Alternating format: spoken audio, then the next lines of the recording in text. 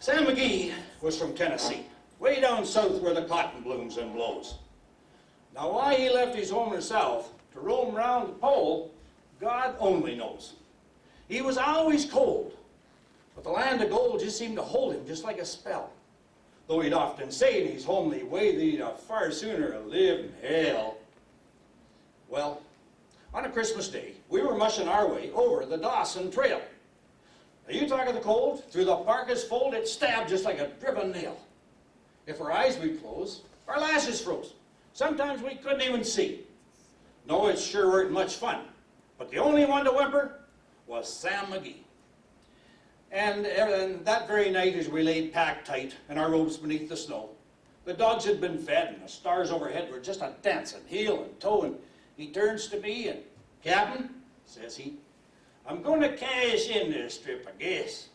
And if I do, I'm asking you that you won't refuse my last request." Well, he looked so cold that I couldn't say no. And he said with a sort of a moan, "You know, it's a cursed cold, and it has got right hold of me till I'm chilled right through the bone. It tain't being dead. It's the awful dread of the icy grave that pains. And I'm asking you that foul or fair, that you'll cremate my last remains." Well, a pal's last need is the thing you better heed. So I swore I would not fail. And off we went the streak of dawn. My God, he looked ghastly pale. And he sat in the sleigh and he raved all day about his home down in Tennessee.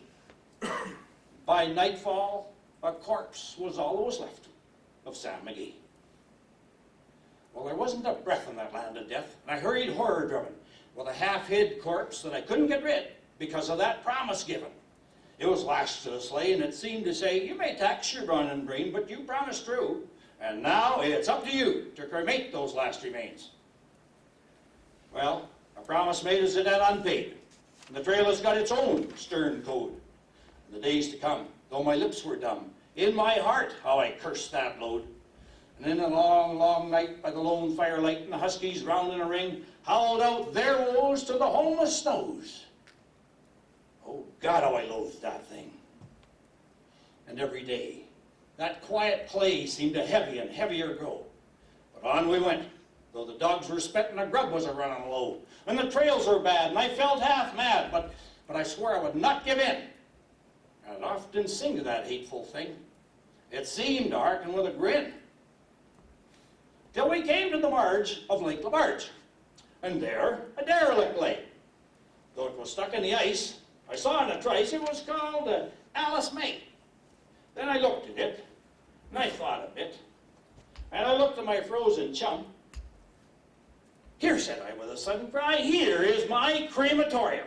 Well, some planks I ripped from the cabin floor, and I lit the boiler fire. Some coal I found lie around, and I heaped the fuel higher. Well, the flames just soared, the furnace roared, such a blaze you very seldom see.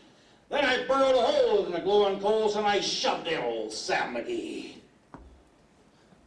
And then I made a hike, because I surely didn't like to hear him sizzling so.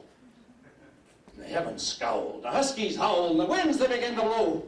It was icy cold, but the hot sweat just rolled down my cheek, and I don't know why.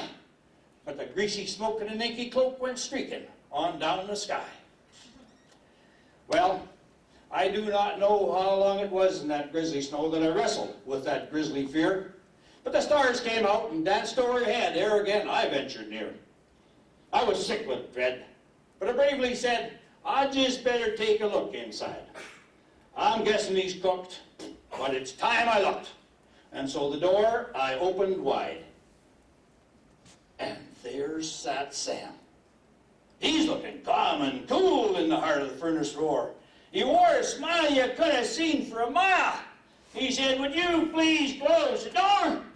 It's fine in here, but I greatly fear that you're going to let in the cold and the storm. Since I left Plumtree down in Tennessee, this is the first time I've been warm. Yes, folks, there are some strange things done in the midnight sun by the men who moil for gold.